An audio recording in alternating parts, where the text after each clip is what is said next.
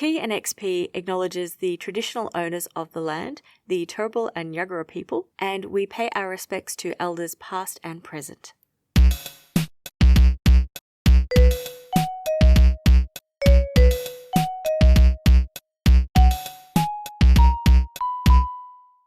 Welcome to T and XP, a couple's cozy gaming podcast. We're feeling cozy and we hope you are too.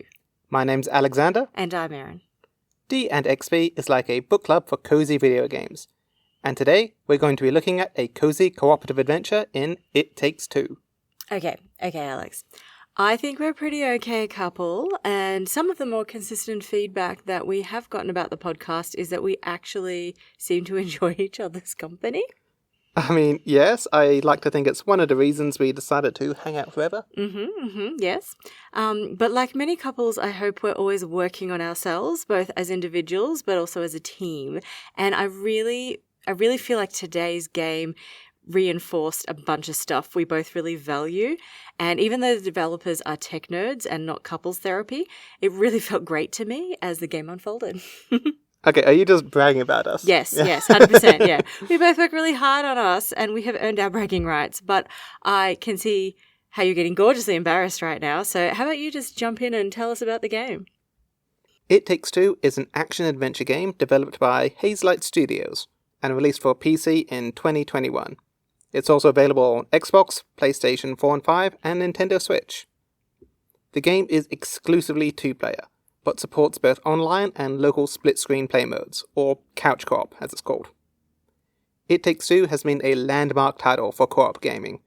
It's received and maintained an overwhelming positive rating on Steam, and has won so many awards that I won't even try to list them all. But its many accolades include multiple Game of the Year awards, Best Multiplayer awards, and Best Design or Original Property awards across several major gaming ceremonies. If you're into your gaming, there's a very good chance you've heard of It Takes Two already. But we're going to be talking about why it's not just a great game, but a great cozy game as well. Erin, why don't you kick this off by telling us about the game's story? Okay. In It Takes Two, the players will take the roles of Cody and May, a married couple who have made the decision to divorce. When they break the news to their young daughter Rose, she is understandably heartbroken. Rose retreats to the garden shed where she tries to play act a reconciliation with handmade dolls of her parents and a copy of Dr. Hakim's Book of Love. As Rose's tears land on the dolls, a magic spell takes place, causing Cody and May to wake up in the bodies of their handmade dolls. This is the least crazy part of the story, by the way. Yes.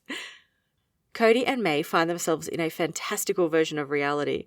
The environment around them is transformed into an exaggerated and dreamlike reflection of the real world, and the objects and critters inhabiting it are anthropomorphized into bold, colourful personalities. It's kind of like Alice in Wonderland had a love child with Beauty and the Beast. A tale as old as time. Initially, Cody and May are just trying to get back to Rose, but thanks to the interference of Dr. Hakim's Book of Love, which has also come to life with a huge bombastic personality of his own, even that's far from simple. Throughout the journey, Cody and May will get press-ganged by militant squirrels, voyage to the far reaches of an imaginary outer space, and explore the vibrant towns found within cuckoo clocks and snow globes. Even this is just a tiny selection of the wild and dazzling places that they visit. Throughout the adventure, Cody and May will need to collaborate in order to navigate the outlandish environments, and they'll slowly rediscover how to trust and support each other, though there's still lots of space for some playful rivalry thanks to the abundant competitive minigames. Initially, Dr. Hakim's Book of Love actually stops them getting back to Rose too soon, arguing that Cody and May have things to work through before they're ready to face her. While starting off as a nuisance, Dr. Hakim's Book of Love guides them through some really realistic and thought-provoking challenges that couples face in real life. Alex, tell us about the game mechanics. It Takes Two is a third-person platformer, so expect lots of running, jumping, and even a bit of ice skating. As we mentioned, this is a strictly co-op game, so a lot of the puzzles and exploration are focused on collaborating. Most chapters will have a unique ability for both Cody and May. In the clock level, for example, May can rewind time, and Cody can clone himself to be in two places at once.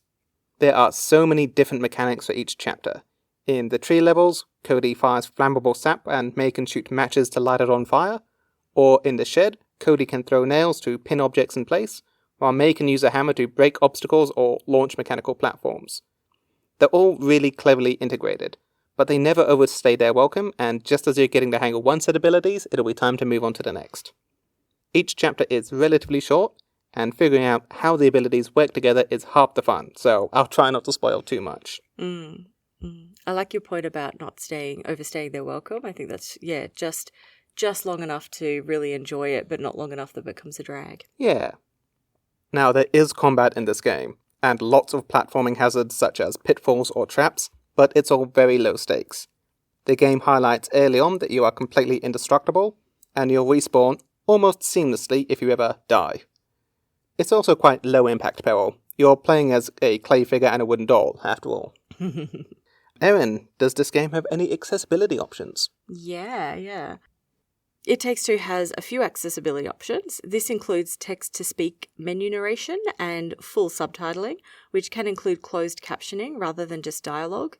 You can also set backgrounds to the subtitles to improve readability, adjust the sensitivity of the controls, and toggle off any button mashing that is rapid button pressing for puzzles. The game does have a fair bit of button mashing, so this is a great option if that's not for you. Yeah. It Takes Two is still an action-adventure game at heart, though, so you'll need to be able to navigate moving platforms or frantic boss battles where you can't just take your time. I think that if you don't have the hand movement or even some good old run-and-jump skills built in from childhood, for example, from Mario, like for me, that this will take a beat to adapt to, and I think people should keep this in mind when introducing it to a non-gamer. Yeah, so there's a lot of videos on social media where it'll be one partner has just kind of blitzed through a platforming section and they're just patiently waiting for their partner to catch up as they fall off the same ledge over and over. Yes. Which used to be me a lot, but I have improved since we replayed it as well, I've noticed. So You were fine the first time anyway. You're too nice. So I want to talk about the game's visual and level design of It Takes Two, because it's a big part of why I think this game is cozy, and I just really want to emphasize that I think this is a cozy video game. Okay. The main characters before transformation, Cody, May, and their daughter Rose, are all quite realistic looking. Think Polar Express, but maybe slightly less eerie in terms of the uncanny valley effect. Rose's character doesn't transform throughout the game, and does look a little weird at the beginning and some of the cutscenes, but we can forgive that. Yes. Once transformed, though, the surroundings take on an Alice in Wonderland feel, like you said, and Cody and May shrink to tiny dolls.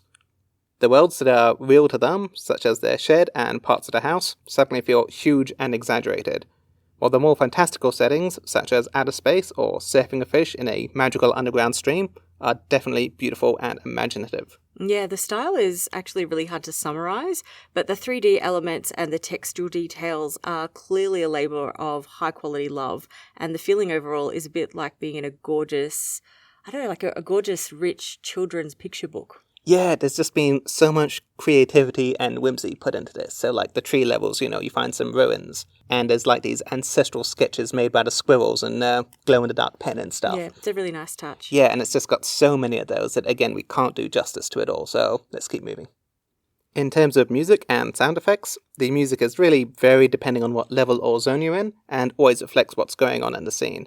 What we really have to talk about, though, is the voice acting, because I loved it. Yeah, so Cody, May, Rose, and Dr. Hakim's Book of Love are all fully voiced and beautifully so.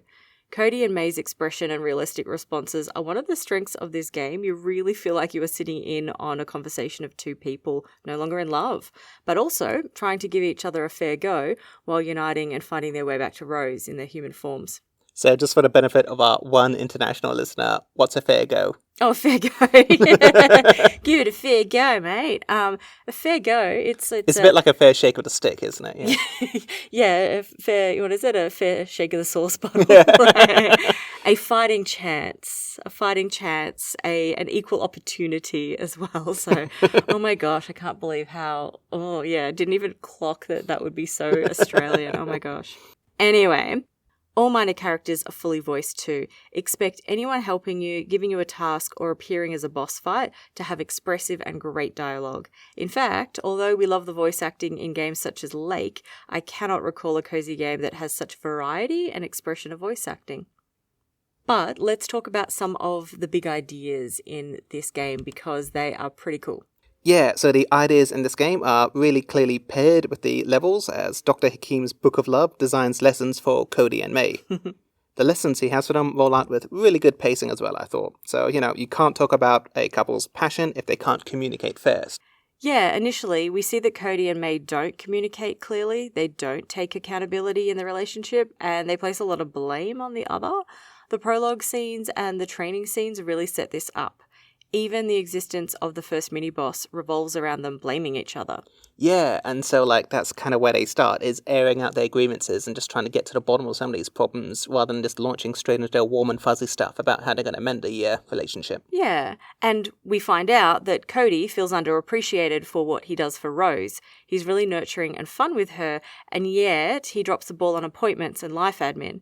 May gets a high-powered job to increase their income, but she's a bit disconnected from the life and joy in the household. Both of them feel really hard done by the other person and neglected as a partnership. It felt like a really realistic depiction of couple problems, way more than just goofy sitcom dad and strict sitcom mum. I think that's what made this game so surprising. It has these really emotionally mature themes, which are then put together with these outlandish and fantastical settings where everything's big, vibrant, and almost a bit whimsical, Yeah. Take, for example, one of the early lessons in the game, collaboration. Cody and May have to collaborate because they're obviously trying to reverse the spell, which made them dolls in the first place, but in the tree level, for instance, they have to work more closely together because they're trying to escape. It also makes them slow down and realize that the problem is more than just being trapped as tiny dolls. They also have other reasons they should be working together too. Collaboration happens in all parts of the game. Like we said, it's a co-op title after all, but it goes deeper than just simple teamwork. Cody and May give each other a lot of unprompted encouragement, and I loved how that changes and gets better as they learn to communicate and work towards their common goals throughout the game. Yeah. It's got some surprisingly genuine character development, especially considering how wild and flamboyant most of the levels are. Yeah, and the collaboration isn't just about relying on each other. It's about how each character has unique skills and abilities that complements the other's skills and abilities, and that Cody and May come to realize are really important in the other. We are saying collaboration so much, I blame Dr. Hakim's Book of Love. We also have learnt something from this game, yes. And they also come to realize that they didn't simply fail as a couple because their teamwork broke down. They failed because they weren't looking after their own growth, their development, their passions. In the greenhouse level, Cody says May never really encouraged him to keep gardening, but May, respectfully, calls him out on the personal responsibility we have to invest in our own hobbies and creativity. And then I love it because she then eats her own words when they get to the music level and she realizes she's neglected her own well-roundedness as well. I mean, you have to remember this is a video game, and yet it's covering some really real dilemmas. I know. It's easy to say, oh, just follow your passions, just do it, just have time. But they also have to look after Rose, and they have a mortgage, and the way they don't dismiss it, but remind players that all these ideas, communication, passion, and yes, collaboration, they're just as integral as remembering a dentist appointment or paying the bills. Yeah. The goal isn't simply to get Cody and May back together. That would be too easy, I reckon. I think the discussion of these ideas actually allows Cody and May to sort through the feelings around this so they can choose to engage in reuniting or not by the end of the game. That's what I reckon anyway. Yeah, look, this has been weirdly therapeutic, even just talking about these themes. But I'm glad we could have this conversation. Also, I'm amazed that I haven't broken out into the Sesame Street collaboration makes it happen. You don't remember that? No, just me? Okay. Me with a 40-year-old memory. Anyway, sorry, back to you. Yeah, look, just so this is about the game and not couples therapy, there is one other theme I want to talk about, and that is playfulness. Yeah. So it's not just the imaginative settings and the big, colourful characters. It Takes Two is bursting at the seams with cute little distractions, and it really rewards curiosity and exploration in all sorts of ways. This is part of the game I absolutely adored. There's this huge variety of competitive minigames to discover, from whack-a-mole to snail races and even a fully functional chessboard which you need to move all the giant pieces around manually. My favourite was the ice curling, for the record, and not just because I won. Mine was the tug-of-war because I won that one. I'm really good at button mashing. It's more than just the minigames, though. There are silly little dialogue lines or animations if you want to stick a nail in an electrical socket, or eat too many hotcakes. But of course. There's that photo booth to goof around with. There's the fully functional Etch-a-Sketch, but you can only control one dial each. This game is really rich in these little inconsequential instances of silliness and fun, and it's a delight every single time you find one. Absolutely. So let's talk cozy rating. Yeah. You've said this is a cozy game, but we need to talk about the toy elephant in the room, Alex. Okay, yes. There is one scene where you will need therapy afterwards. Individual or couples? In both, all the therapy. Look, narratively, I'm trying to think of how to defend that one scene. Narratively, it's deliberately set up as a low point for the characters. And I think it's supposed to be comically evil rather than actually upsetting, but they went a little too hard for the dark humor, I think. Yes. Without spoiling it, you basically end up hurting a non-playable character. And if you see an elephant, get ready. I'll admit it single-handedly lowers the cozy rating a bit, even if it was supposed to be comically evil. But I stand by my point that this is absolutely a cozy video game at heart. It Takes Two is brimming with playfulness and wonder and awe. The levels are bright and outlandish, and among some of the most creative and visually striking I've ever seen in video gaming. The gameplay also balances action sequences with a lot of slower exploration segments really well. And like I said before, I love how it encourages you to be curious and a bit silly. I know some people aren't going to consider this a cozy title at all, and they are entitled to their wrong opinions, but this game made me feel so warm and fuzzy inside every minute we played. I'd give this a cozy rating of 4 out of 5. Okay, yeah. I agree with your rating, but I would add that to me, I land on a 4 because of the game's action-adventure pacing and boss fights. It makes it more exciting than a lot of cozy games, but if you're aware of this and aware that it won't be a slow-paced game, and are of course in the mood for that, then this falls squarely into very cozy territory. Yeah, look, it's a cozy video game. That doesn't mean it's going to be for everyone, but like I said, if you like your action-adventure games and you like cozy video games, this is absolutely a title for you. We've talked cozy rating. What about the actual game rating overall? Okay, so this is such a brilliant game. The pacing, the mini-games, the game mechanics, they are all so considered. One of the things that sets It Takes Two apart for me and you and so many players is the nuanced emotional maturity. The fact that the game can run through such a complex set of emotions surrounding a topic like the end of a marriage, while having playful, childlike wonder built in and excellent game mechanics, is a testimony to the developers, who unsurprisingly build this depth of character into their other games, such as A Way Out, which actually gets referenced in It Takes Two, and Split Fiction, which was a huge hit release of 2025. Even if these themes weren't present, this is still a fantastic game because of how good the game mechanics are. Again, we'll try not to spoil too many of them, but there are so many imaginative environments and the game never takes things too seriously, and it's just so charming all the way through. Yeah, and look, the game can be quite fast-paced, but it also really encourages and rewards you to slow down and explore every nook and cranny. And I have to give a final shout out to Dr. Hakim's Book of Love for being a character I could never have imagined, one, someone dreaming up, but also for two, starting off so annoying and becoming such a fantastic and entertaining, and let's face it, educational guide for Cody and May. And again, I just want to emphasize that even if this does have a lot of action sequences and boss fights, it's really forgiving. That you die, you just reappear within seconds. In terms of the actual game rating, well, this is easy. It Takes Two was a landmark for cooperative gaming, and it sets a new standard for couch co-op. It's rare that something actually lives up to the hype, but It Takes Two definitely delivered. Well, it did for me at least.